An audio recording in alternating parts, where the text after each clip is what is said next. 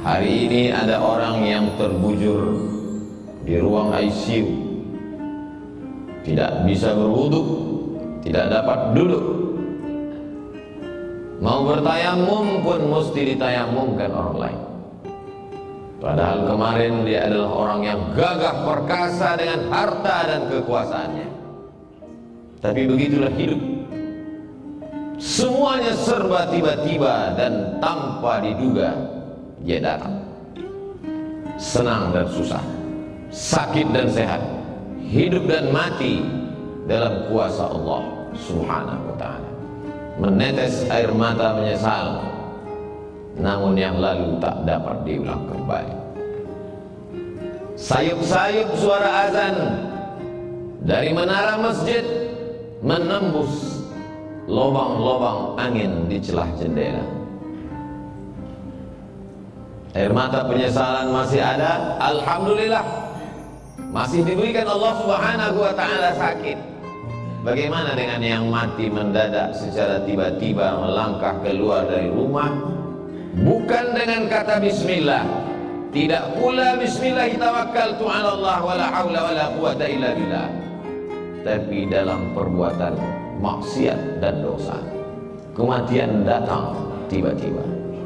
Tidak ada roh gentayangan dalam Islam. Roh dalam kuasa Allah Subhanahu wa ta'ala. Yang baik-baik letaknya illiyin, yang buruk, jelek, jahat, busuk, sijjin.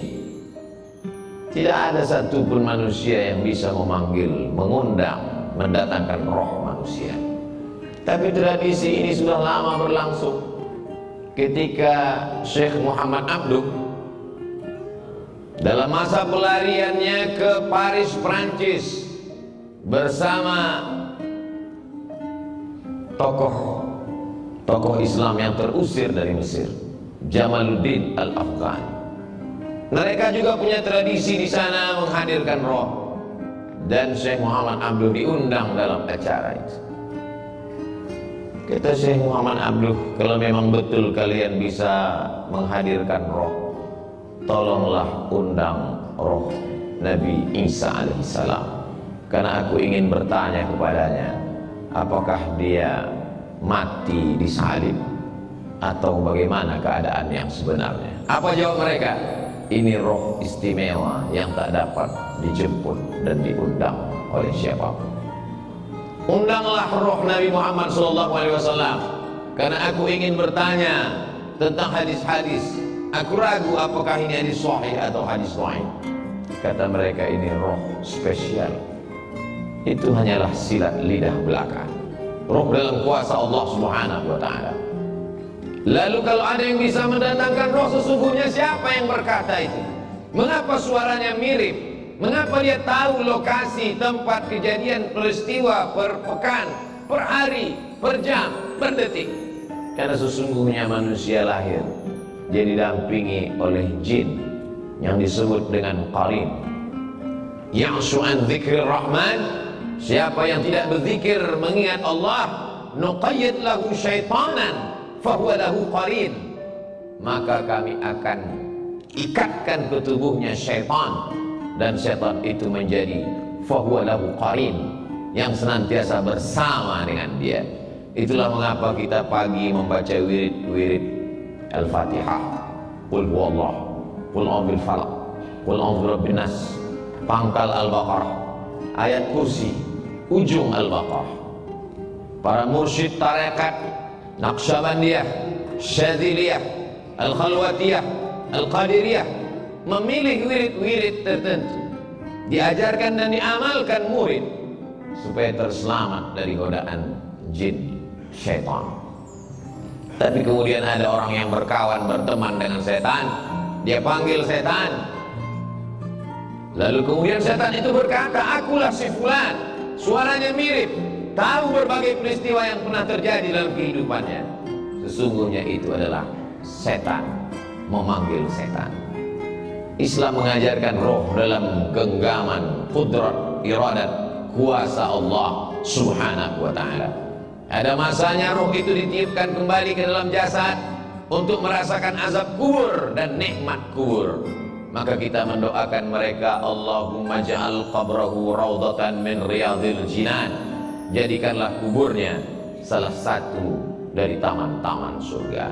Tapi ada juga doa supaya dijauhkan, la taj'al qabrahu hufratan min hufarin niran, jangan sampai kuburnya menjadi salah satu lubang dari lubang-lubang neraka. Itu pula yang dipesankan Sayyidina wa Maulana wa Syafi'ina wa Dhukhrina wa Qurrati A'yunina Muhammadin sallallahu alaihi wasallam kepada Sayyidatuna Aisyah radhiyallahu anha, kalau engkau lewat di pemakaman Baqi, janganlah mulutmu diam saja, doakanlah mereka, assalamualaikum ya ahla diyar minal mu'minin wa inna insyaallah bikum lahiqun, yarhamullahu al-mustaqdimina wal mustakhirin, nas'alullah lana wa lakumul afiyah. Assalamualaikum ya ahla diyar, keselamatan untuk kamu wahai penghuni kubur, wa inna insyaallah bikum lahiqun, sesungguhnya kami pun akan menyusul kamu, lambat laun, esok pagi, petang, sore, pasti akan menyusul kamu. Yarhamullahul mustaqdimin, Allah mencurahkan rahmatnya untuk orang yang mati duluan, wal mustakhirin, dan yang datang belakangan. Nas'alullah lana wa lakumul afiyah. Kami tetap selalu memintakan kebaikan kepadamu ya Allah, ya dzal jalali wal ikram, ya fa'alul lima yurid, ya man qada amran innama yaqulu lahu kun fayakun. Ketika roh itu sudah berpisah dengan jasad, jasad itu pun lalu kemudian jantung berhenti berdetak, napas paru-paru tak lagi berhembus, maka darah berubah menjadi nanah, nanah membusuk hanya menjadi santapan cacing tanah. Tapak rumah yang dibeli dengan hasil kerja keras, arsitek yang diundang, dipanggil khusus untuk menggambar sesuai dengan selera, uang halal haram hantam semuanya, sampai masanya satu jengkal pun tidak ada yang mau menerima jasad di rumah itu, tetap diasingkan ke tempat yang jauh, taman pemakaman umum. Mana raja-raja, sultan-sultan Melayu yang gagah perkasa, Siak Sri Indrapura, tidak dikenang. Tapi siapa yang mengenang? Yang dikenang adalah Masjid Shahabuddin, sempat membangun masjid.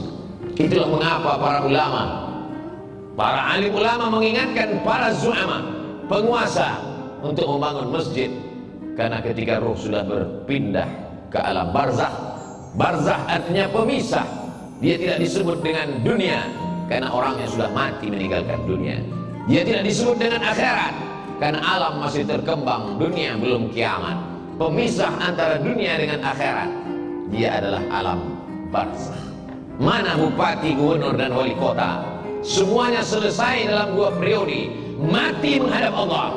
Tapi masjid yang pernah dia bangun dalam wilayah kekuasaannya, namanya tak dikenal, tak diingat orang, tapi pahala tetap mengalir ke liang lahat kuburnya.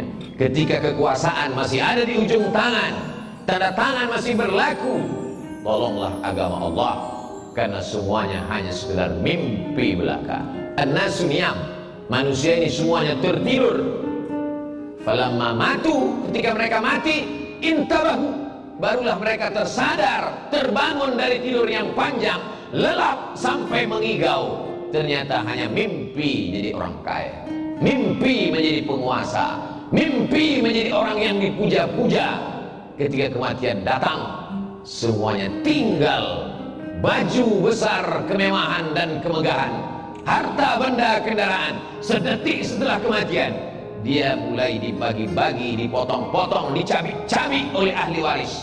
Kalau anak sempat disekolahkan ke pondok pesantren tahfiz Quran, dia yang akan mengantar sampai ke liang lahat, dia yang akan mengiring ke pemakaman, dia yang turun ke bawah meletakkan ke liang lahat. Dia tempelkan hidung orang tuanya, karena begitu yang diajarkan menurut sunnah Rasulullah SAW. Setelah itu dia ke atas, dia bacakan talqin, dia kirimkan doa. Di tengah malam dia terjaga, menetes air matanya berkata, Rabbil firli wali walidayya warhamhuma kama rabbayani shaghira. Anak tak sempat dididik karena kesibukan dunia, punya jabatan tidak sempat dipakai untuk menolong agama, harta dipergunakan untuk perkara yang sia-sia, hidup sejenak. tapi resiko yang dirasakan khalidina fiha abada, kekal untuk selamanya. Orang-orang yang mati itu ditanya oleh Allah Subhanahu wa ta'ala, apa yang kalian inginkan hai orang mati? Apa kata mereka? Laula akhartani ila ajalin qarib, berikanlah kami tambahan ajal waktu supaya kami bisa hidup sekejap, sedetik, semenit ya Allah. Kalau kuberi kau hidup, kau mau apa? Fa as-saddaqa, aku mau bersedekah. Wa akum minas salihin, aku ingin beramal soleh. Dulu waktu disediakan, kalau masih sempat wudhu zuhur untuk sholat asar, karena sholat asar hampir saja waktu zuhur itu berakhir, masih lagi di ujung laknat Allah, tapi masih turun rahmat Allah. Tapi kalau sholat itu tinggal nyata tanpa ada beban karena dilakukan berkali-kali, la kafarata laha illa dzalik, tidak ada yang bisa menebus sholat kecuali sholat itu sendiri. Semua tinggal menjadi kesia-siaan. Wa qadimna ila ma amilu min amalin, semua amal perbuatan yang sudah kau lakukan dulu kami datangkan, kau lihat, kau pandang di depan kelopak matamu. Faja'alna haba'an mansura, kami jadikan amal itu terbang seperti debu dihembus angin, tepung melayang di udara, tak bermakna, tak dapat menolong. Padahal orang-orang beriman melihat amal kebaikannya, faman ya'mal mithqala dzarratin khairan yarah wa man ya'mal mithqala dzarratin syarran yarah. Tapi apa mau dikata? Kata-kata tak lagi bermakna, penyesalan hanya tinggal derita yang dibawa menghadap Allah Subhanahu wa ta'ala. Kalau pernah memaksa-maksakan diri untuk sholat duha agak 2 rakaat, kalau pernah memaksa-maksakan mata untuk tahajud, meneteskan air mata di tengah malam, kalau pernah memaksa-maksakan diri untuk menyisihkan uang belanja 1, 2, 3 sak semen, 1, 2, 3 meter pembebasan tanah, pembangunan masjid. Kalau kau tidak hafal Quran, biayailah anak penghafal Quran, kelak dia akan mengajar menjadi imam, mengalir juga setetes 2 tetes pahalanya. Kalau kau tidak pernah menuntut ilmu agama, tak dapat lagi menghafal karena dipangkal panjang, dibaca yang panjang lupa yang pendek, dibaca pangkal hilang yang ujung, diulang ujung melayang yang pangkal. Maka bantulah fakir miskin dan du'afa, karena itu sajalah lagi satu-satunya harapan yang dapat menolong ketika ajal tiba menghadap Allah Subhanahu wa ta'ala. Sampai masanya yarji'usnani, yang gua pulang ke rumah, maluhu, mobilnya, surat tanahnya, STNK, BPKB, semua kembali pulang ke rumah. Wa ahluhu, keluarga, anak, menantu, handai tolan, suami, istri, kawan, jiran, tetangga, semua pulang ke rumah. Hari pertama, kedua mereka meneteskan air mata. Hari keempat, kelima mereka mulai tertawa. Hari keenam, ketujuh hanya tinggal kenangan semata. Mana yang mengalir? Kalau pernah mengajarkan Al-Fatihah, alif bata, diamalkan anak cucu keturunan. Mana yang tetap mengalir sampai kematian? Kalau pernah mewakafkan Al-Quran, tak dapat Al-Quran surat Yasin, sehari 2 hari sempatkan menjenguk fakir, miskin, yatim dan du'afa, mengusap kepala mereka, 1, 2, 3 bungkus, semeter, 2 meter, 1, 2, 3 sak. Itu sajalah yang dapat menolong di hadapan Allah Subhanahu wa ta'ala. Isma sita, hidup sesuka hatimu. Mau hidup dengan cara Fir'aun, silakan. Mau hidup dengan cara Qarun, silakan. Mau hidup dengan cara apapun, silakan. Fa innaka mayyit, karena sesungguhnya kau akan jadi mayat, kau akan menjadi bangkai, kau akan diperebutkan oleh cacing tanah. Semuanya akan kembali menghadap Allah. Yang jahat mati, yang baik pun mati. Semua orang siap mati, tapi tak banyak yang memikirkan apa yang akan dihadapi setelah kematian.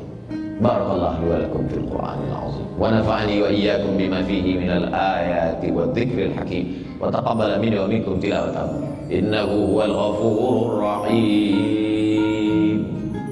Alhamdulillahilladzi bi ni'matihi tatimmus shalihat, wassalatu wassalamu ala sayyidis sadat wa ala alihi wa ashabihi ahli al-fadail wal karamat. Asyhadu an la ilaha illallah wahdahu la syarika lah, wa asyhadu anna sayyidana Muhammadan 'abduhu wa rasuluhu wa safiyuhu min khalqihi وخليله أدى الأمانة وبلغ الرسالة ونصح للأمة وتركنا على المحجة البيضاء ليلها كنهارها لا يزيغ عنها إلا هالك.